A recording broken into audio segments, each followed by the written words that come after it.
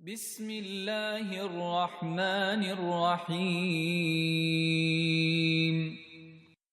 الرحمن الرحيم الحمد لله رب العالمين والصلاة والسلام على أشرف الأنبياء والمرسلين سيدنا ونبينا محمد وعلى آله وصحبه أجمعين ومن تبعهم بإحسان إلى يوم الدين أما بعد فأعوذ بالله من الشيطان الرجيم بسم الله الرحمن الرحيم وإذ ابتلى إبراهيم ربه بكلمات فأتمهن قال إني جاعلك للناس إماما قال ومن ذريتي قال لا ينال عهد الظالمين صدق الله العظيم. Alhamdulillah, brothers and sisters, we're continuing with the lessons from the lives of the prophets and the righteous who are mentioned in the Quran. These Quranic reflections are supposed to be a reminder for us of these ayat of the Quran and the recitations of the Quran that we are doing in the month of Ramadan, what the Quran contains, what are the messages of the Quran, what is the moral guidance that Allah subhanahu wa ta'ala is giving us in the Quran, that we're standing in 20 rakats of Taraweeh. But what is this Quran actually calling us towards? And what does the Quran contain? So everything that we are mentioning in these lectures is one aspect of the Quran Kareem, which is the lives of the Prophets alayhimus salatu wassalam, which I would say is a large portion of the message of the Quran. Allah subhanahu wa ta'ala talks about this and says, وَكُلًّا نَقُصُّ عَلَيْكَ مِنْ أَنْبَاءِ الرُّسُلِ مَا نُثَبِّتُ بِهِ فُؤَادَكَ. That all of what we are mentioning to you from the stories of the messengers is so that we may fortify your heart thereby, O Muhammad sallallahu alaihi wasallam, and O Ummati Muhammad sallallahu alaihi wasallam. So every one of these stories and every one of these messengers, they symbolize something. They represent something. So that every prophet that you see, they represent a sacrifice. They represent a struggle. They represent an adversity. Or they represent a specific attribute and quality. And they are like, when we want to achieve that, when we want to attain that, all we need to do is read the life of that person. For example, if you want to know about the struggle of what it's like to struggle with a child, somebody who's struggling with the pain of a child, the pain or the separation or the loss of a child, right? There are prophets who experience that. Or somebody who has, a spouse who is a disbeliever. There is examples in that as well. Somebody is suffering with a physical illness in their body, a terminal illness. There is an example for us in that as well. So any adversity or any human condition that we see, we will have an example of that in the Prophets alayhimus salam. So that if we are going through that, instead of, panicking, instead of falling into depression, instead of giving up on life, instead of becoming bitter and starting to hate Allah subhanahu wa ta'ala, what do we need to do? Take inspiration from their stories. Read their lives. Take inspiration from their stories. Imagine their stories as if they are in front of you. Subhanallah, just a few months ago, we were blessed by Allah subhanahu wa ta'ala to visit the Haramain al-Sharifain, Makkah and Medina. And wallahi, one of the blessings of, having studied the seerah of the Prophet, having studied the life of the Prophet, wallahi, when you go there, it is as if the Kaaba is coming to life. You know the story behind the Kaaba comes to life, right? Or you go to Ghar Hira, the mountain and the cave where the Prophet ﷺ was given the message. It's as if that cave and the whole story is coming to life before your eyes. When we were going to Medina and we were going, on the bus towards from Makkah Mukarramah to Madinah Munawwara, we were remembering the hijrah of the Prophet ﷺ. It was like as if the whole trip was coming to life. You're like constantly like in a time capsule, in a time machine in your mind. It all comes to life. And similarly, brothers and sisters, just like that in our journey of life. When you're at the juncture where, somebody, for example, that you love very much abandons you. Somebody accuses you. Somebody talks bad about you. Or, for example, someone you love passes away. Right? All of that, the same thing. The whole story and the background of the lives of the messengers should come in front of you. And when that is in your mind, your heart is not empty. When you're going through that adversity, when you're going through that predicament, your heart is not empty. Otherwise, if your heart is empty and you're going through that loss, you're going through that sickness and your heart is empty, you don't have anything to refer back to. You have nothing to take as support, as solace. You know, sometimes you have like something to fall back on that gives you hope. There's a story, oh, you know, so-and-so went through the same thing. I don't know why I'm so worried about this. You know, oh, I know another brother, you know, he also went through a very tough divorce. You know, I can take solace in that I'm going through this. You know, he went through something like that. I can take solace. I can get, you know, strength from knowing that he made it. I can get strength from knowing that this person went through that adversity and survived. And he came out amazing human being. This is what the prophets are for us. So that whatever we go through in life, in our journey, we don't go through empty-minded. Because when you're empty-minded, what do they say? The empty mind is the devil's workshop. The idle mind, the empty heart is the devil's workshop. Then devil starts putting things in your mind. Oh, I'm the only one suffering. Why is God doing this to me? Why did God put this sickness on me? Why did God put me through this with my child? Why am I going through this divorce? Oh, Islam must not be true. Oh, where is God? And you know, this is where then Shaitan, whereas if you had the story of Ayub, if you had the story of Yunus, if you had the story of Muhammad sallallahu alaihi wasallam, if you had the story of Jesus and Mary and Yahya and Zakaria, if you had the story of Ishaq and Ibrahim and Ismail, you would have never had those thoughts. Shaitan would not even come. Shaitan would not even enter into your heart and mind because already there's something there. Already there's inspiration there. Already there's the light, the nur of wahi. The light of revelation is already in your heart. There is no room for shaitan. Brothers and sisters, this is what the Quran is supposed to be. This is the meaning of the Quran. What is Quran? How is the Quran supposed to be light? How is it supposed to be? هُدًى لِلنَّاسِ وَبَيِّنَاتٍ مِنَ الْهُدَى وَالْفُرْقَانِ. The whole purpose of Ramadan is this. شهر رمضان الذي أنزل فيه القرآن. The month of Ramadan is the month in which the Quran was revealed. What's so great about this Quran? What's so amazing about this Quran that in this month we're commemorating the Quran? 20 rakats, we're making khatam. We're doing a whole reading and recital of this entire Quran. Why? هُدًى لِلنَّاسِ. A guidance for humanity. It is a guidance for humanity. وَبَيِّنَاتٍ مِّنَ الْهُدَى وَالْفُرْقَانِ. This is supposed to guide us. And where is the guidance? In these stories. In the stories of these prophets, in the stories of these messengers. So tonight we were going to be speaking about one of the ulul azam, the great prophets of determination. One of the great prophets of Allah subhanahu wa ta'ala. Sayyidina Ibrahim alayhi salam. Who was, if we were to, say, what did he symbolize? Sayyidina Abraham. What did he symbolize? He symbolized complete surrender and tawakkul to Allah subhanahu wa ta'ala. Islam. Do you know what is the synonym for Islam? What is the other word for Islam in the Quran? Millati Ibrahim. This is the other word actually for Islam. If somebody asks you what's the other synonym, what's the other word that we can say for Islam? It's Millatu Ibrahim. It's the nation of Ibrahim alayhi salam. We are the true followers of Abraham. And this is what Islam is. Islam, as Allah subhanahu wa ta'ala mentions, قُلْ بَلْ مِلَّةِ إِبْرَاهِيمَ حَنِيفًا وَمَا كَانَ مِنَ الْمُشْرِكِينَ. Say, O Muhammad sallallahu alaihi wasallam, to them who are the idolaters, to them who ascribe partners to Allah, say, بَلْ مِلَّةِ إِبْرَاهِيمَ حَنِيفًا. Rather, we are the nation of Ibrahim, we are the followers of Ibrahim, who was a monotheist, a Hanif. وَلَمْ يَكُنْ مِنَ الْمُشْرِكِينَ. And he was not from the idolaters. He was not of those who ascribe partners to Allah subhanahu wa ta'ala. So he was the embodiment of what? Of surrender and complete trust in Allah subhanahu wa ta'ala. And Allah subhanahu wa ta'ala said about him, وَاتَّخَذَ اللَّهُ إِبْرَاهِيمَ خَلِيلًا. And Allah took Ibrahim as a close friend.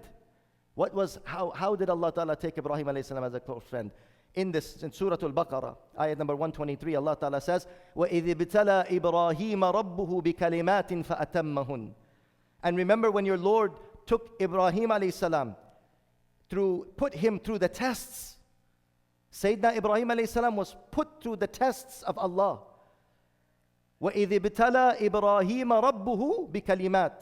When Sayyidina Ibrahim alayhi salam was tested with adversities, was tested with various tests, فَأَتَمَّهُنْ, and he passed the tests of Allah subhanahu wa ta'ala.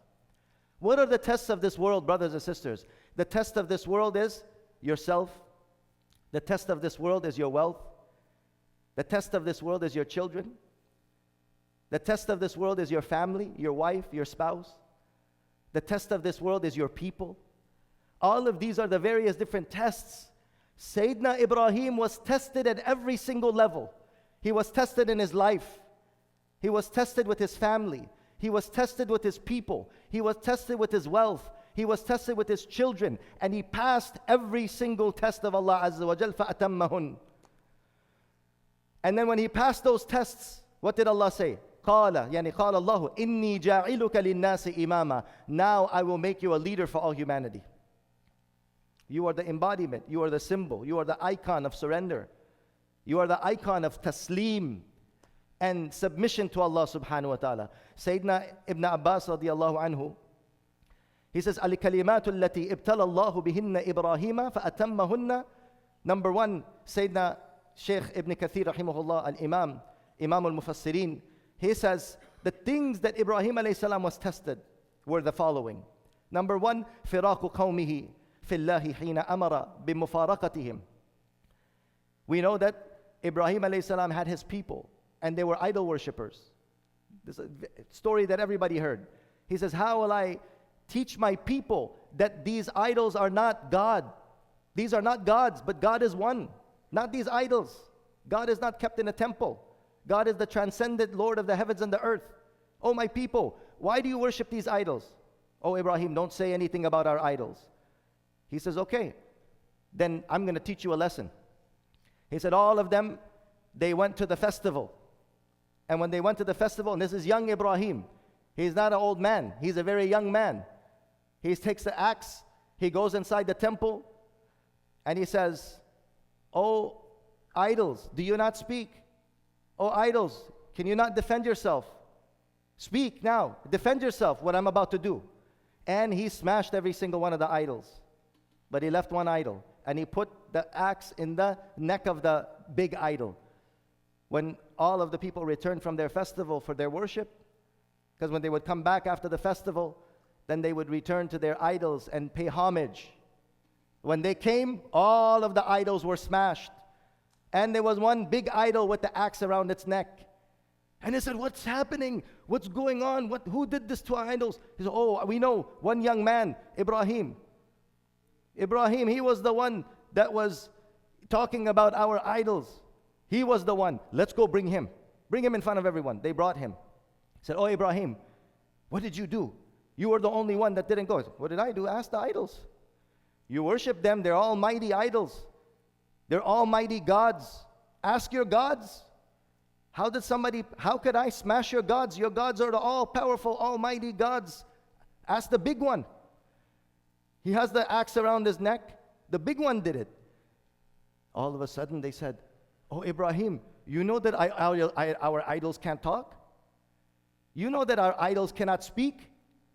You know that our idols can't move? He says, oh really? Do you agree? Do you agree? Do you admit? Your idols can't talk. Your idols can't move. Your idols can't help you. Yes, of course. You know that. He said, yes, if you know that, then why do you worship them? All of a sudden, they came to themselves, shamed, ashamed. And they said, they came to themselves. At one moment, they were ashamed. They had their heads down. Then the next minute, they said, help your idols, O people. Don't allow this person. He has disrespected your idols. Take him. And they dug a trench. And they filled this trench with firewood for days. The biggest trench that you can imagine. And they put this huge fire in it. The fire was so hot they couldn't even go near it to throw Ibrahim alayhi salam. Okay, now the fire is too hot. How are we going to throw him in? They say Shaitan came and said, hey, why don't you make a catapult? Hey, that's a good idea. They made a catapult to literally throw Ibrahim alayhi salam inside the fire. They stripped him of his clothes. And they tied his hands and feet. And this was the first test that Allah subhanahu wa ta'ala tested him. was with the fire. With his own self, with his own life, Ibrahim was tested. And Allah subhanahu wa ta'ala then, at that moment, when he was stripped of his clothes, but he was not stripped of his honor. You can strip a man from his clothes, but you cannot strip a man from his honor, ever. He was not stripped of his honor. And do you know what the Prophet said about Ibrahim? That the first person who will be clothed in the robes of honor on the day of judgment will be Sayyidina Ibrahim on the day of judgment. The first one. Because his clothes were stripped of him in the life of this world for the sake of Allah. He will be the first one that will be given the robes of honor in front of all of creation. Because humanity will be naked on the day of judgment. All will be naked. But Ibrahim alayhi salam will be the first to be clothed in the clothes of honor, the robes of honor, because he was stripped in this world for the sake of Allah, for the sake of Tawheed. So when he was tied, at that moment, Jibreel alayhi salam came. He said, "Oh Ibrahim, do you need me? Do you need my help?" He says, "As for you, I do not need your help. As for Allah, hasbi Allah wa ni'mal wakil. My Allah is enough for me. Hasbi Allah wa ni'mal wakil. My Allah is sufficient for me and He is the best of caretakers." This was the dua that Sayyidina Ibrahim alayhi salam read when he was thrown inside of the fire. And he was thrown in the fire. And when he was thrown in the fire, subhanallah, Allah Ta'ala commanded to the blessing of these words, Hasbi Allah wa ni'mal wakil. Allah is enough for me. Allah is my strength and He is the best of caretakers. The fire became cool. And Allah says, قُلْنَا يَا نَارُ كُونِي بَرْدًا وَسَلَامًا عَلَى إِبْرَاهِيمَ. O fire, be cool and peaceful for Abraham. O fire, be cool and peaceful for Ibrahim alayhi salam. And when he fell into it, he said, the most enjoyable that I ever experienced was the fire that they threw me inside of. They said, the ropes that they had tied him with burned, but not a strand of his hair burned. This was the blessing of the Tawheed and the belief in the oneness. This was the first thing that he was tested with. And the tests of Ibrahim alayhi salam continues. He was commanded then, after this, he came out, Allah subhanahu wa ta'ala commanded him, قَالَ إِنِّي مُهَاجِرٌ إِلَىٰ رَبِّي. I must now go away from these people to my Lord. He was then tested in front of Nimrod, the king of the time, who was saying that I am God. And what did he do? He was commanded by Allah to go in front of him and to say to him, he says, Nimrod brought him a prisoner. He says, who is your Lord, O Abraham? I hear that you're talking about a God besides me. He says, yes, the Lord that I believe in is the Lord of the heavens and the earth, and your Lord and the Lord of everyone. He says, oh yeah, what's so special about your Lord? He says, my Lord gives life and my Lord gives death. He says, really? Is that what your Lord does? I do that too. So he brought two prisoners. He killed one of them and he let the other go. He said, see, I give life and I give death. So then he said, really? He says, then Allah brings the sun, rise from the east, you make it set in the west. Allah makes the sun rise from the east, O Namrud, you make it set in the west. When this was uttered, then he understood, who is Allah?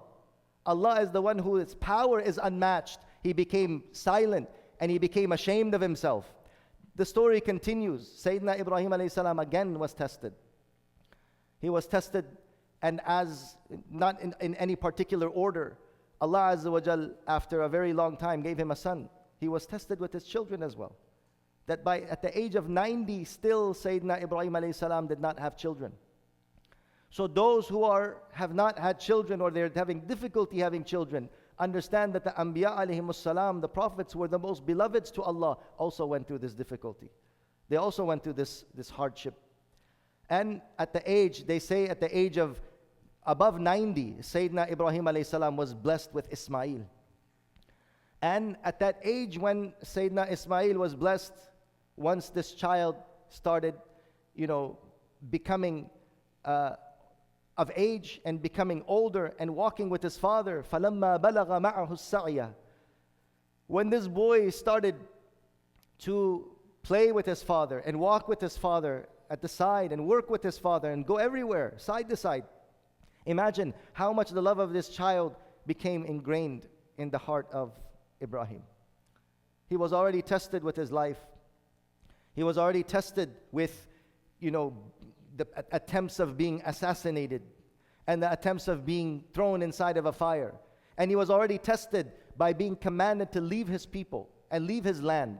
Now he is being tested by his son, Sayyidina Ismail alayhi salam. And Allah Ta'ala then commanded, فَلَمَّا بَلَغَ مَعَهُ السَّعْيَ قَالَ يَا بُنَيَّ. He saw in a dream, "O my son, I see in a dream that I am slaughtering you. فَانظُرْ مَاذَا تَرَى. Tell me, what is it that you think about this?" So Sayyidina Ismail was also being tested. قَالَ إِنِّي. He says, "Ya أَبَتِ افْعَلْ مَا تُؤْمَرْ." "O my beloved father, do as you have been commanded. سَتَجِدُنِي إِنْ شَاءَ اللَّهُ مِنَ الصَّابِرِينَ. Most definitely you will find me from the patient ones." And when فَلَمَّا أَسْلَمَ, Sayyidina Ibrahim then took him to the place where he was going to sacrifice him. وَتَلَّهُ لِلْجَبِينَ. And he put him face down. At that moment when he was putting then the knife to his throat, Sayyidina Jibreel alayhi salam came down and said, "Allah has accepted your sacrifice." Allah subhanahu wa ta'ala tested him in that, and Allah ta'ala, he passed his exam. And further then, what did Allah subhanahu wa ta'ala say after many of these are most of the exams that he had passed. He was then commanded, "Take your son and your wife and leave them fi wadin ghayri dhi zar'in." Leave them in this empty, unfertile land, this land where there is no living creature, there is no water, and Allah commanded him to leave his wife and his beloved son. And when he left him there, there was not a single drop of water. And we know the story. The story goes on that at that time, Hajar, she ran between Safa and Marwa. And he left and he says, "Oh my husband, did Allah command you to leave us here in this infertile land and valley?" He says, "Yes." He just shook his head. He didn't even utter. She said, "Idhan la yudayyi'una." Then Allah subhanahu wa ta'ala will not destroy us. Allah will not waste us. He left them. He was tested with his wife and his kid. He was tested with the sacrifice of his child. He was tested in his life. He was tested in his wealth. And after all of this, then Allah subhanahu wa ta'ala says, قَالَ إِنِّي جَاعِلُكَ لِلنَّاسِ إِمَامًا. Now I make you an imam for all of humanity. What was this imamate? He was to be the father of all the messengers. He was to be the symbol of Tawheed and the oneness of Allah. And then after all of this, Allah Ta'ala then said, وَإِذْ جَعَلْنَا الْبَيْتَ مَثَابَةً لِلنَّاسِ وَأَمْنًا. Allah subhanahu wa ta'ala made him and selected him and Sayyidina Ismail to build the house and build the Kaaba in Makkatul Mukarramah, so that it can be a place of visitation of all humanity. The direction of prayer, the direction of Tawheed, the symbol of the oneness of Allah subhanahu wa ta'ala, the first house of worship that was built for all humanity on the foundations that was left from Sayyidina Adam alayhi salam's time, as the ulama explained. Allah commanded him that وَاتَّخِذُوا مِن مَقَامِ إِبْرَاهِيمَ مُصَلَّى وَأَحِدْنَا إِلَى إِبْرَاهِيمَ وَإِسْمَاعِيلَ. And we ordained upon Ibrahim and Ismail أَن طَهِّرَ بَيْتِيَ لِلطَّائِفِينَ وَالْعَاكِفِينَ وَالرُّكَّعِ السُّجُودِ. O Ibrahim, O Ismail, purify my house and purify this sanctified land for those who will make tawaf and circumambulate this house, and those who will prostrate, and those who will bow at this sacred sanctified place. Right? And then Sayyidina Ibrahim alayhi salam made the dua. وَإِذْ قَالَ إِبْرَاهِيمُ رَبِّ جَعَلْ هَذَا بَلَدًا آمِنًا. Oh Allah, make this land a safe and secure land for the worship. وَارْزُقْ أَهْلَهُ مِنَ الثَّمَرَاتِ مَنْ آمَنَ مِنْهُمْ بِاللَّهِ وَالْيَوْمِ الْآخِرِ. And oh Allah, bless them. Bless them in the people of this residence, people of this place, with all of the fruits and blessings. قَالَ وَمَنْ كَفَرَ فَأُمَتِّعُهُ قَلِيلًا ثُمَّ أَضْطَرُّهُ إِلَىٰ عَذَابِ النَّارِ. And those amongst them who disbelieve, they will not receive of this bounty of Allah Ta'ala.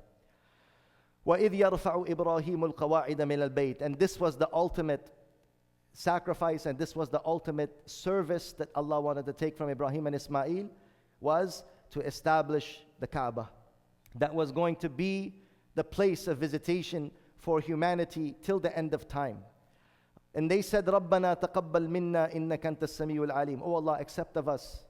You are the one who hears and you know. رَبَّنَا وَجَعَلْنَا مُسْلِمَيْنِ لَكَ. Oh Allah, make us Muslims for you, oh Allah, those who submit to you. وَمِن ذُرِّيَّتِنَا, and from our progeny.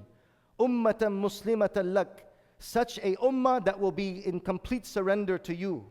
وَأَرِنَا مَنَاسِكَنَا وَتُبْ عَلَيْنَا, and oh Allah, guide us to the rites of this honorable Hajj, to do the Hajj of this Mubarak house. Imagine how profound this was, that all of these sacrifices Ibrahim alayhi salam had to go through to establish that house that was going to be the symbol of Deen and Islam and the oneness of Allah on the face of this earth.